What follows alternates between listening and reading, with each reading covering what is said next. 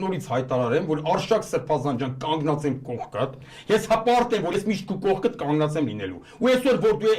այս իշխանությունների թիրախում ես, այդ նշանակում է, որ ամենաուժեղ հոգևորականներից մեկն ես ու ամենաուժեղ հայրից մեկն ես։ Այդ դրա համար էլ այսօր այս իշխանությունների թիրախում ես։ Թե բա զապիսները։ Ասեմ, այդ զապիսներին մի նայեք դուք։ Այս նույնիսկ եթե թեկուզ ինչ-որ բաներ էլ եղել է։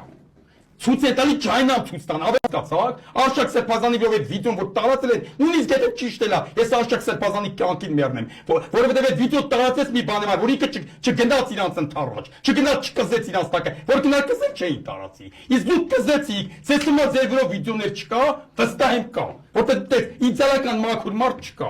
Դուք Քրիստոսը չեք ոչ մեկ տել։ Բայց ես ինչ եմ ասում, էդ էլ իմ համար կեղտ չի։ Իմ համար կեղտը կոնկրետ իմ համար կեղտն է, որ դուք միանում եք կապիտուլյանտին։ Դա է մնալու պատմության մեջ ավելի վատ։ Սրբազանի, Արշակ Սրբազանի այս վիդեոն կմաքրվի կետը